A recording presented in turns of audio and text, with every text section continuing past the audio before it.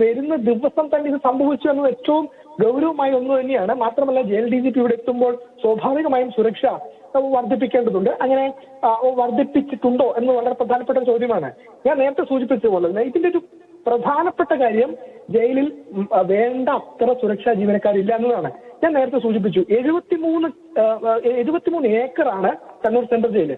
ഈ 73 ഏക്കറിന് ചുറ്റും മതിലുകളുണ്ട്. ഇതിൽ ഏതെങ്കിലും ഒരു മതിലിലൂടെ ഏതെങ്കിലും ഒരു വശത്തുകൂടി ഈ കുറ്റവാളിക്ക് പുറത്തേക്ക് ചാടാൻ കഴിയും. അപ്പൊ 73 ഏക്കറുള്ള സ്ഥലത്ത് ഈ സുരക്ഷാ ഈ ഓരോ മതിലിന് ഒരു 100 മീറ്റർ അല്ലെങ്കിൽ ഒരു 1 കിലോമീറ്റർ ചുറ്റളവിലെങ്കിലും ഒരു ജീവനക്കാരനെ നിയോഗിച്ചാൽ മാത്രമാണ് ആരെങ്കിലും ജയിൽ ചാടാതിരിക്കുക.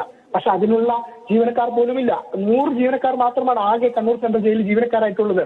1000-ലേറെ കുറ്റവാളികൾ തടവ് പുള്ളികൾ കഴിയുന്ന സ്ഥലമാണ്. അപ്പോൾ അങ്ങനെ ഒരു സ്ഥലത്ത് നേരത്തെ തന്നെ ഈ ജയിൽ ജീവനക്കാർ ചെയ്തത് വാഹനങ്ങൾ, അതായത് 73 ഏക്കറുള്ള സ്ഥലമാണ്. അപ്പോൾ സ്വാഭാവികമായും ഒരു സ്ഥലത്ത് ഒരു സ്ഥലത്തേക്ക് എത്താൻ കഴിയില്ല. അപ്പോൾ വാഹനത്തിലൊക്കെയാണ് ഇതിനുള്ളിൽ കൂടി സുരക്ഷാ പെട്രോളിംഗ് ഒക്കെ ജയിൽ ജീവനക്കാർ നടത്താറ്.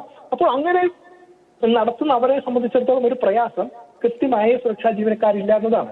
രണ്ടാമത്തെ കാര്യം, ഇങ്ങനെ കൊടും കുറ്റവാളികളെ പാർപ്പിക്കുന്ന ഈ 10ാം നമ്പർ ബ്ലോക്കിൽ നിന്നും എങ്ങനെ മറ്റേത് ബ്ലോക്കിലും ആണെങ്കിൽ അത്രയും കുഴപ്പമില്ല, പക്ഷെ 10ാം നമ്പർ ബ്ലോക്കിൽ ഒരു ചുറ്റുമതിലുണ്ട്.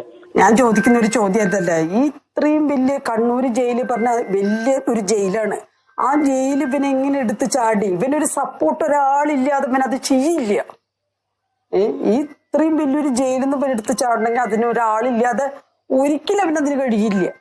15 കൊല്ലായി ഇതിന്റെ ഉള്ളിൽ ആരോ അവന് സപ്പോർട്ടായിട്ട് നിൽക്കുന്നുണ്ട്. അത് കാരണം കൊണ്ടാണ് ഇവൻ ഈ ജയിലിൽ ചാടിയത്.